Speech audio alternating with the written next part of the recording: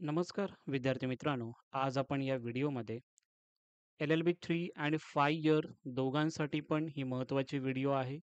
यामध्ये आज आपण बघणार आहोत की how to make college list. Best कॉलेजेसचे लिस्ट कशा पद्धतीने तुम्हाला बनवायचे जेणेकरून तुम्हाला कॉलेज अलॉटमेंट होतील. कशा पद्धतीने कॉलेजचे प्रेफरन्स तुम्हाला द्यायचे आहेत. तुमचे पर्सेंटाइल समजा 50 आहे, 30 आहे किंवा 70 आहे किंवा 90 पर्सेंटाइल अबोव्ह जे काही स्टुडंट आहेत. किती पर्सेंटाइल आहे हे मॅटर करतंच. बट त्याबरोबरच तुम्हाला पर्सेंटाइल कशा पद्धतीने किती आहेत आणि तुम्हाला कशा पद्धतीने कॉलेजचे प्रेफरन्स द्यायचे आहेत.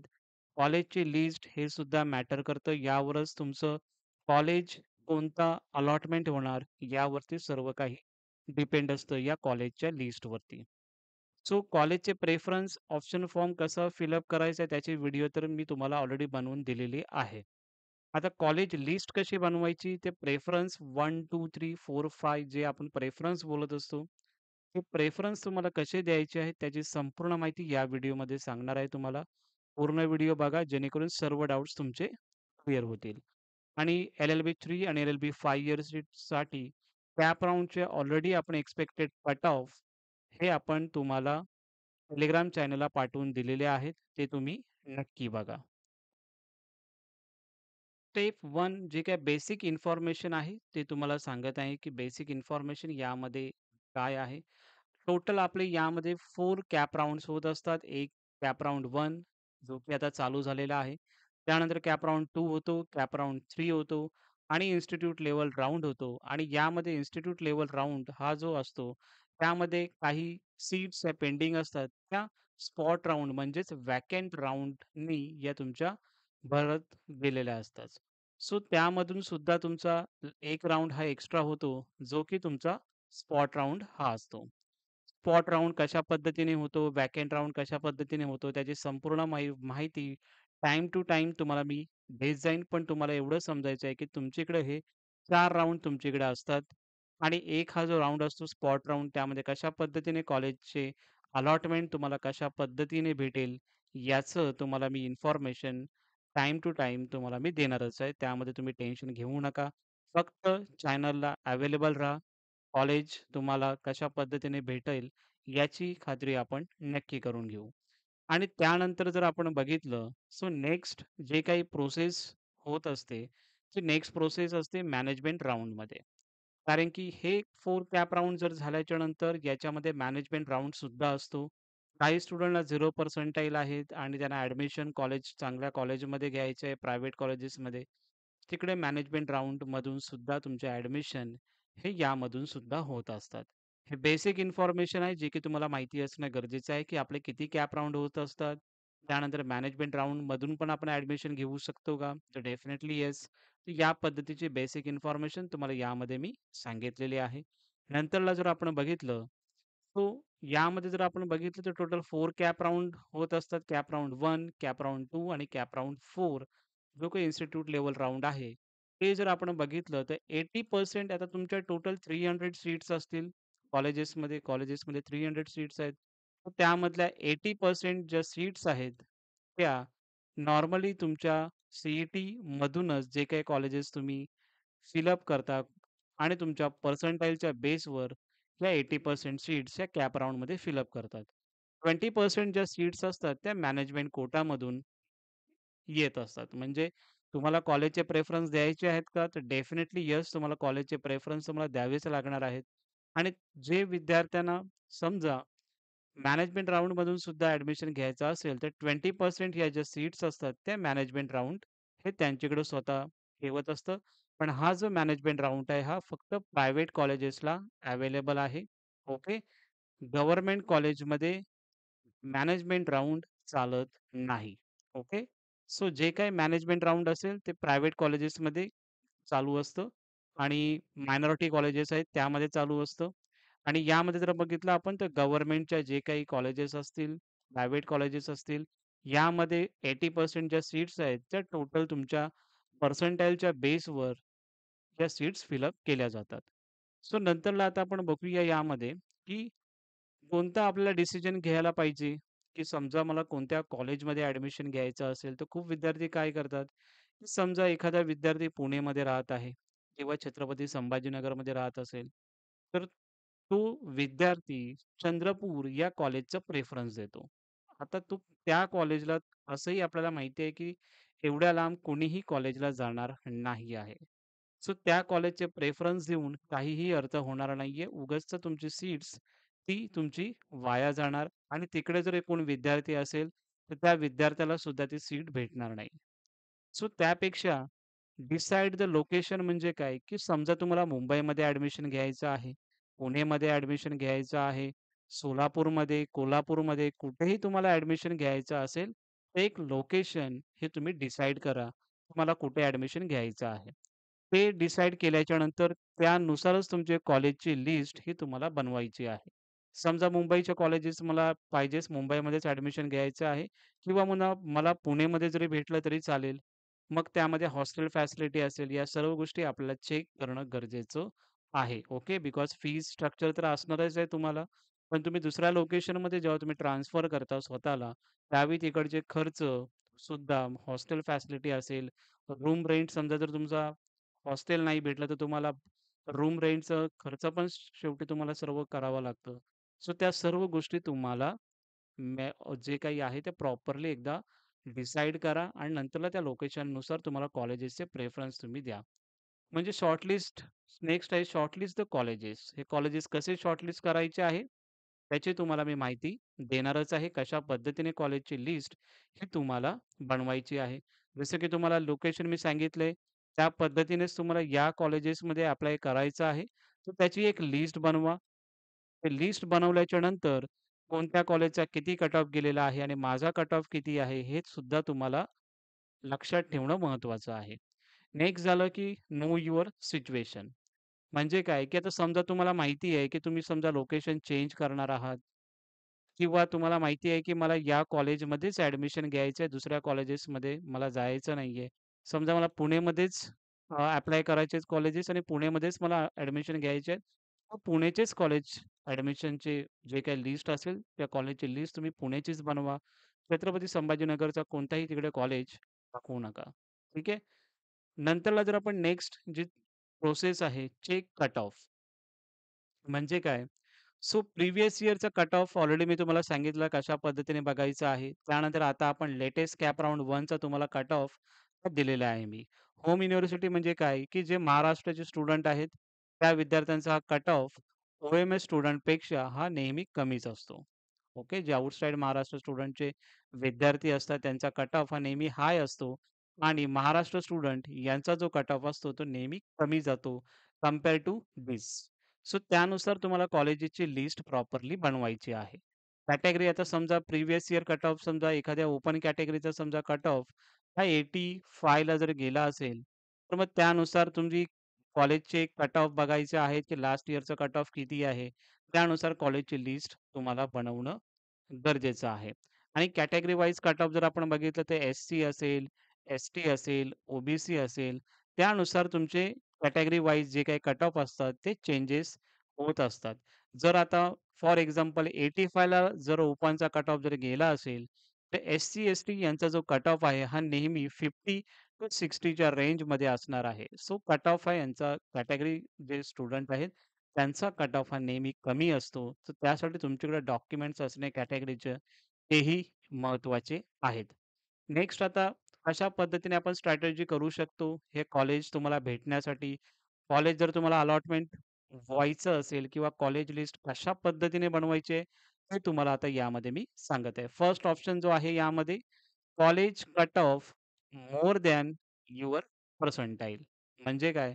की समजा माझा 80 पर्सेंटाइल मला समजा आलेले आहेत. तर 80 पर्सेंटाइलच्या अबोव्ह समजा 85 पर्सेंटाइल पर्यंत जे कॉलेजेस पहिले प्रिव्हियस इयरला असणार आहेत, की ज्या कॉलेजचा 85 पर्सेंटाइल पर्यंत कट ऑफ गेला असेल, ते पहिले तुम्ही टॉपमध्ये म्हणजे हाय कट ऑफ जो असेल म्हणजे टॉपमध्ये ठेवणार. ओके. आणि 80 पर्सेंटाइलमध्ये लेस जे कट ऑफ असेल लाइक 78 असेल एखाद्या कॉलेजचा किंवा एखाद्या कॉलेजचा प्रिव्हियस इयरनुसार 79 पर्सेंटाइल आहे. सो लेस कॉलेजेसमध्ये तुम्हाला या पद्धतीने तुम्हाला लिस्ट बनवायची आहे. म्हणजे 80 पर्सेंटाइल आहे माझा, तर मला 85 पर्सेंटाइल पर्यंत जे कॉलेजेस आहेत, ते रेंजचं मला लिस्ट बनवायची आहे आणि 80 च्या खालती जे कॉलेजेस आहेत, त्या रेंजनुसार मला एक लिस्ट बनवायची आहे. जी लिस्ट तुमची अशी असेल, की हाय टू लो असेल. ओके. हाय टू लो ही तुमची लिस्ट अशा पद्धतीने बनली पाहिजे. त्यामध्ये जर तुम्ही अशा पद्धतीने जर तुम्ही लिस्ट बनवली, तुमचा डेफिनेटली कॉलेज तुम्हाला अलॉटमेंट होणारच आहे 100%. ओके. अशा पद्धतीने जर तुम्ही लिस्ट बनवली. आता प्रत्येक विद्यार्थ्याचा हा जो पर्सेंटाइल आहे तो डिफरंट असेल. त्या डिफरंट पर्सेंटाइलनुसार तुमची कॉलेजेसची लिस्ट ही चेंज होईल. बट माझं असं सजेशन असेल, की प्रत्येक स्टुडंटनी जी किंवा आय-एल-एस हा तुम्ही फर्स्ट प्रेफरन्सला तुम्ही कॉलेज हा टाकून द्या. याचं रिझन असं आहे, की समजा फर्स्ट प्रेफरन्सला तुम्ही कॉलेज जी-एल-सी टाकलं, नंतरला मग तुम्ही टॉपचे जे काही कॉलेजेस आहेत, जे तुमच्या पर्सेंटाइलनुसार आहेत, ते टाकायचे आहेत आणि लेस जे कट ऑफ आहे तुमचा लेस पर्सेंटाइल असेल, त्या लेस पर्सेंटाइलचे कॉलेजेस हे खालती येतील. सो अशा पद्धतीने तुम्हाला हा जो कट ऑफ बनवायचा आहे, लिस्ट बनवायची आहे आणि फर्स्ट रँकला तुम्हाला जी-एल-सी हा प्रत्येक विद्यार्थ्याने टाका. जेणेकरून समजा त्यामध्ये जर स्टुडंट जर समजा जास्त विद्यार्थ्यांनी अप्लाय नाही केलं, तर मे बी तुम्हाला हा कॉलेज अलॉटमेंट होण्याचे चान्सेस असतात आणि समजा हा कॉलेज नाही अलॉट झाला, तर बाकीचे कॉलेज हे तुम्हाला अलॉटमेंट हे होणारच आहेत. सो कशा पद्धतीने तुम्हाला लिस्ट बनवायची आहे, ते आपण यामध्ये तुम्हाला सांगत आहे. सेकंड आहे की college cut of more or equal than your percentile. म्हणजेच काय, की तुमच्या कॉलेजचा जो कट ऑफ आहे प्रिव्हियस इयरचा, तो कट ऑफ बघा किती आहे आणि इक्वल जे काही तुमच्या कट ऑफनुसार तुम्हाला ते पर्सेंटाइलनुसार तुम्हाला तो कॉलेजच्या कट ऑफनुसार तुम्हाला बनवायची आहे लिस्ट. त्यानंतर नेक्स्ट आहे, की college cut off less or equal than your percentile. म्हणजे तुमचे जो पर्सेंटाइल असेल, समजा 80 पर्सेंटाइल आहे, तर 80 पर्सेंटाइलच्या खालती कोणते असे कॉलेजेस आहेत, त्याचं तुम्हाला प्रॉपरली लिस्ट या फिर प्रॉपरली कॉलेजेसचे तुम्हाला लिस्ट त्या पद्धतीने तुम्हाला बनवायची आहे. नेक्स्ट आहे की college cut off less than your percentile. म्हणजे तुमचा जो काही कट ऑफ असेल किंवा तुमचा पर्सेंटाइल 80 पर्सेंटाइल आहे, तर त्याच्या खालती जे काही कॉलेज असतील समजा 78 आणि 79 असे पर्सेंटाइल आहेत एखाद्या कॉलेजचा कट ऑफ, तुम्ही ते कॉलेजचे प्रेफरन्स तुमच्या लिस्टमध्ये असले पाहिजेत. ओके. फॉर एक्झाम्पल तुम्हाला शॉर्टमध्ये जर सांगायला झालं, तुम्हाला 75 पर्सेंटाइल समजा मला पर्सेंटाइल आहेत, तर ती आपण एक लिस्ट तुम्हाला दिलेली आहे मी. एल-एल-बी 3 इयर्ससाठी पण दिलेली आहे आणि एल-एल-बी 5 इयर्ससाठी पण दिलेली आहे. Expected cut off CAP round 1चा तो तुम्हाला मी दिलेला आहे. कट ऑफची लिस्ट ही Telegram चॅनलला दिलेली आहे. ती जर तुम्ही बघितली नसेल, तर ती Telegram चॅनल जॉइन करा. तिकडे तुम्हाला लिस्ट भेटेल आणि महाराष्ट्र लॉ सी हा जो चॅनल आहे Telegramचा, तो जॉइन करा. त्यामध्ये तुम्हाला ते लिस्ट भेटून जाईल. आता एखादा विद्यार्थी आहे, त्याला 75 पर्सेंटाइल आहेत, तर 80 पर्सेंटाइल पर्यंत जे कॉलेजेस असतील, त्याचा पहिले टॉपमध्ये तुम्ही प्रेफरन्स द्याल. ओके. आणि 75% पर्सेंटाइल आहे, ज्या विद्यार्थ्याचाच त्याचाच विद्यार्थ्याचा लेस जर आपण बघितलं 73 आणि 74 इथपर्यंत जे काही तुमचे कट ऑफ असतील, जे काही कॉलेजचे कट ऑफ असतील, त्या पद्धतीने तुम्हाला तो प्रेफरन्स द्यायचे आहेत. पहिले टॉपमध्ये कॉलेजेसचा प्रेफरन्स असेल आणि नंतरला मग लेस पर्सेंटाइल जे असतील, त्या लेस पर्सेंटाइलचं तुमचं असणार आहे. त्या पद्धतीचे प्रेफरन्स तुम्हाला द्यायचे आहेत. म्हणजे हाय टू लो हा तुमचा कट ऑफचा रेंज म्हणजे तुमच्या पर्सेंटाइलनुसार तुमचा रेंज असला पाहिजे. त्यानंतर इम्पोर्टंट टिप जर तुम्हाला द्यायची झाली याच्यामध्ये, तर try to get college in round 1. जास्तीत जास्त समजा जे आपण तुम्हाला सांगितलेला हाय टू लो हा जर तुम्ही रेफरन्स कॉलेजचे जर तुम्ही दिली ॲज पर कट ऑफ, तुम्हाला डेफिनेटली कॉलेज हा तुम्हाला अलॉटमेंट होणारच आहे. ओके. आणि जास्तीत जास्त प्रयत्न करा, की कॅप राउंड 1 मध्ये जर या लिस्टनुसार जर ॲप्लाय केलं, कॅप राउंड 1 मध्ये तुम्हाला कॉलेज अलॉटमेंट होईल. नंतर मग तुम्हाला एक बेनिफिट भेटतो, की कॅप राउंड 2 मध्ये तुम्ही बेटरमेंटचा ऑप्शन हा देऊ शकता. त्यामध्ये सेकंड ओपिनियन माझं हे असेल तुम्हाला, की don't freeze college in CAP round 1. समजा काही विद्यार्थी जी-एल-सी अप्लाय करतात, आय-एल-एस अप्लाय करतात. डिझायर कॉलेज तुम्हाला भेटलेलं आहे, ॲडमिशन घ्या तुम्ही, काही प्रॉब्लेम नाहीये. पण काही विद्यार्थ्यांना समजा 3rd नंबरचा फिरोदिया कॉलेज लागलेला आहे आणि 1 आणि 2 नंबरला जी-एल-सी आणि आय-एल-एस आहे. सो मी डेफिनेटली तुम्हाला सांगेन, की तुम्ही फ्रीज करू नका. बेटरमेंट करा आणि नेक्स्ट राउंडला ट्राय करा, की 1 आणि 2 तुम्हाला कॉलेज नक्की भेटून जाईल. सो मिनिमम तुम्हाला गो टू कॅप राउंड 2 पर्यंत तुम्ही जाण्याचा नक्की प्रयत्न करा. जेणेकरून तुम्हाला चांगले कॉलेज अलॉटमेंट होतील. त्यानंतर स्पॉट राउंड अल्सो इम्पोर्टंट आहे. हा स्पॉट राउंड कधी होतो, याची माहिती तुम्हाला मी नक्की देईन. त्याचं तुम्ही टेन्शन नका घेऊ. आणि गिव्ह प्रेफरन्स जसं मी तुम्हाला सांगत आहे, की give preference correctly high to low. Okay. जसं की 70 पर्सेंटाइल आहे माझं, तर मोर दॅन 5 पर्सेंटाइल याच्यामध्ये माझं मी कॉलेजचे प्रेफरन्स चूज करेन आणि 70च्या नीचे 68 आणि 69 या पर्सेंटाइलपर्यंत कोणते कॉलेजेस आहेत, त्याचे सुद्धा मी प्रेफरन्स देईन. म्हणजे हाय टू लो हा माझा क्रम असणार आहे, हा माझा प्रेफरन्स असणार आहे कॉलेजेसचा. अशा पद्धतीने जर तुम्ही लिस्ट बनवली, तर नक्की तुम्हाला याचा फायदा तुम्हाला कॉलेज अलॉट होण्यामध्ये नक्की होईल. आणि कॅप राउंडचे कट ऑफ तुम्हाला कसे बघायचे आहे, त्याची लिस्ट बनवलेली आहे ऑलरेडी. Telegram चॅनलला ती लिंक पाठवलेली आहे. ती तुम्ही बघा. जेणेकरून तुम्हाला तिथे कोणताही प्रॉब्लेम येणार नाही, की लास्ट इयरचा कट ऑफ काय आहे आणि त्यानुसार तुम्हाला एक आयडिया येईल, की मला एवढा कट ऑफ माझा जर एवढं माझं पर्सेंटाइल आहे, तर मला हा कॉलेज नक्की लागेल. अशा पद्धतीने कॉलेजचे प्रेफरन्स तुम्हाला द्यायचे आहेत. तरी पण तुम्हाला काही समजलं नसेल, तर आपण संध्याकाळी एक लाईव्ह सेशन घेण्याचा प्रयत्न नक्की करू.